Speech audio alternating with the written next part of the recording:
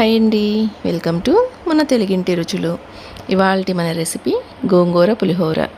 ఈ గోంగూర పులిహోరలో నేను చూపిస్తున్న ఈ పొడి వేసి ఒక్కసారి చేసి చూడండి. పులిహోర రుచి ఎంత కమ్మగా ఉంటుందో, గుమగుమలాడుతూ చాలా అంటే చాలా రుచిగా ఉంటుందండి. ఈ గోంగూర పులిహోర పిల్లలకి ఉదయాన్నే లంచ్ బాక్స్లో పెట్టి ఇవ్వడానికి కూడా చాలా బాగుంటుంది. అలాగే లాంగ్ జర్నీస్ కూడా చక్కగా తీసుకెళ్ళొచ్చు. తప్పకుండా ట్రై చేయండి. వీడియో నచ్చితే ఒక లైక్ ఇవ్వండి. ఫస్ట్ ముందుగా రైస్ని అయితే మనము కొంచెం పొడి పొడిగా ఉండే విధంగా వండుకొని ఈ విధంగా వెడల్పాటి ఒక పళ్ళెంలోకి వేసుకొని కంప్లీట్గా చల్లారేంత వరకు పక్కన పెట్టేసుకోండి. నేనైతే ఇక్కడ ఒక 1/2 kg రైస్ తీసుకున్నాను. తర్వాత స్టవ్ మీద ప్యాన్ పెట్టుకోండి. అందులోకి ఒక అర టీ స్పూన్ అయితే మెంతులు వేసుకోండి. మెంతులు బాగా వేగాలండి, అప్పుడే మీకు చేదు అనేది లేకుండా ఉంటుంది. ఇవి కంప్లీట్గా బాగా ఫ్రై అయిన తర్వాత అప్పుడు ఇందులోకి ఒక అర టీ స్పూను ఆవాలు వేసుకోండి. ఆవాలతోనే పాటు ఒక అర టీ స్పూన్ వచ్చేసి జీలకర్ర, అలాగే ఒక 10 నుంచి 15 వరకు మిరియాలు వేసుకోండి. వీటిని లో ఫ్లేమ్లో పెట్టుకుని చక్కగా రోస్ట్ చేసుకోండి. ఇవి కొంచెం ఫ్రై అయిన తర్వాత చివరిగా ఒక 4 ఎండుమిరపకాయలు కూడా వేసుకోండి. వీటిని కూడా అంతేనండి, లో ఫ్లేమ్లో పెట్టుకొని చక్కగా మనకి మంచి కలర్ వచ్చేంత వరకు ఫ్రై చేసుకోవాలి. వేగేటప్పుడు మనకి మంచి స్మెల్ వస్తుందండి. ఇక స్టవ్ ఆఫ్ చేసి వీటిని ఇలాగ ఒక గిన్నెలోకి పెట్టుకొని కంప్లీట్గా చల్లారేంత వరకు పక్కన పెట్టేసేయండి. ఇప్పుడు అదే ప్యాన్లోకి ఒక అర టేబుల్ స్పూన్ ఆయిల్ వేసుకోండి. ఆయిల్ వేడైన తర్వాత ఇలాగ 4-5 పచ్చిమిర్చీలను వేసుకోండి. ఇవి కొంచెం లైట్గా ఫ్రై అవ్వాలండి. ఇక్కడ చూడండి, నేను తీసుకున్న 1/2 kg రైస్కి ఒక 2 కట్టల గోంగూర అయితే ఎగ్జాక్ట్గా సరిపోతుంది. అలాగే ఇక్కడ చూడండి, నేను వచ్చేసి పుల్ల గోంగూర తీసుకున్నానండి. కాడలు చూస్తున్నారు కదా, కొంచెం కలర్ అనేవి రెడ్ కలర్లో ఉన్నాయి కదా, ఈ కలర్లో ఉంటే మీకు గోంగూర అనేది కొంచెం పులుపు ఉంటుంది. మనము గుప్పెడితో పట్టుకుంటే కనుక ఒక 2 గుప్పెళ్ళ గోంగూర ఉంటుంది. నీట్గా క్లీన్ చేసుకోండి. ఇసుక ఎక్కువగా ఉంటుందండి గోంగూరలో. చక్కగా ఎక్కువ నీళ్ళలో బాగా చక్కగా క్లీన్ చేసుకొని పక్కన పెట్టేయండి. చూడండి, పచ్చిమిర్చీలు కూడా చక్కగా వేగిపోయినాయి అండి. చూడండి, మనకి అక్కడక్కడ వైట్ స్పాట్స్ కనిపిస్తున్నాయి కదా. ఇప్పుడు మనము క్లీన్ చేసి పెట్టుకున్న ఈ గోంగూర మొత్తాన్ని కూడా వేసేసుకోండి.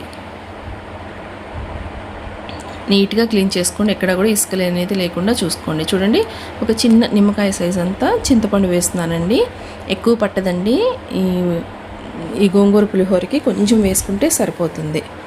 అలాగే గోంగూర పులుపుదనాన్ని బట్టి కూడా చింతపండు అనేది ఎక్కువ తక్కువ అనేది చూసి వేసుకోండి. ఇక్కడ నేను ఒక చిన్న నిమ్మకాయ సైజ్ అంత చింతపండు వేసాను. చక్కగా మగ్గిపోతుందండి. ఒక 2-3 నిమిషాల పాటు ఇలాగా ఫ్రై చేసుకొని తర్వాత మూత పెట్టేసి మధ్య మధ్యలో మూత తీసి కలుపుకుంటూ మెత్తగా మగ్గించుకోవాలి. చూడండి, ఈ విధంగా మనకి చక్కగా సాఫ్ట్గా మగ్గిపోవాలి గోంగూర. ఈ కన్సిస్టెన్సీ వచ్చేంత వరకు చక్కగా ఫ్రై చేసుకొని స్టవ్ ఆఫ్ చేసి కంప్లీట్గా చల్లారి పెట్టేసుకోండి. ఇంతకుముందు మనము ఈ మెంతులు, ఆవాలు, జీలకర్ర, మిరియాలని ఫ్రై చేసి పెట్టుకున్నాం కదా, వాటిని ఇలాగ మిక్సీ జార్లోకి వేసుకొని మెత్తటి పొడిలాగా చేసేసుకొని ఈ పొడిని ఒక గిన్నెలోకి వేసేసుకోండి. ఇప్పుడు అదే మిక్సీ జార్లోకి మనం గోంగూర కూడా మనము అలా ఫ్రై చేసి పెట్టుకున్నాం కదా, గోంగూరను కూడా చక్కగా మిక్సీ పట్టేసుకోండి. నెక్స్ట్ ఇప్పుడు మనకి రైస్ కూడా కంప్లీట్గా చల్లారిపోయి ఉంటుందండి. తగినంత సాల్ట్ వేసుకోండి. మీ టేస్ట్కి సరిపడా సాల్ట్ వేసుకొని మనం ముందుగానే పొడి చేసుకున్న ఈ పొడిని 1.5 టీ స్పూన్ వరకు వేసుకోండి. అలాగే కొంచెం 1 స్పూన్ వరకు అయితే ఆయిల్ వేసుకోండి. వేసేసుకొని చక్కగా ఈ మొత్తాన్ని కూడా రైస్కి పట్టే విధంగా బాగా కలిపేసేసుకొని పక్కన పెట్టేసేయండి.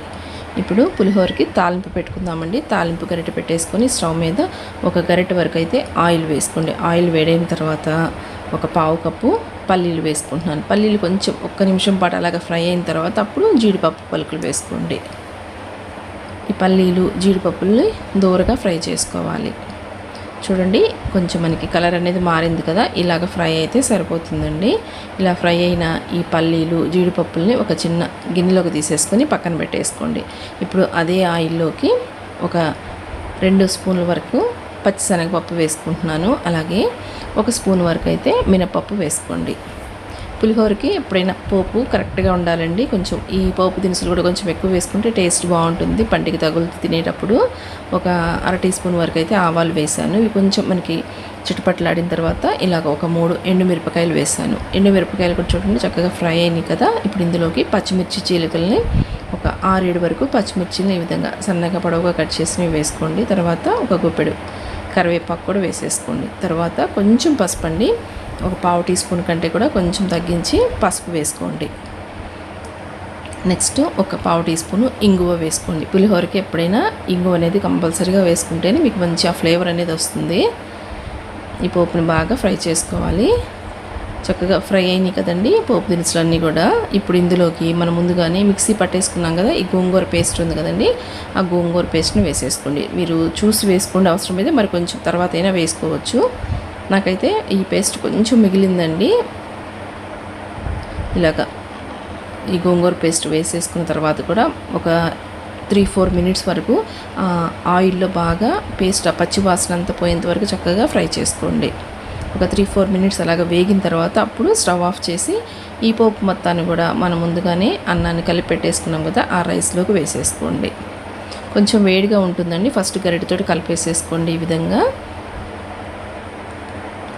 తర్వాత చక్కగా చేతులతోటి చక్కగా ఈ పులిహోరని బాగా కలుపుకోవాలి. ఇలా బాగా కలిపేసేసుకోండి.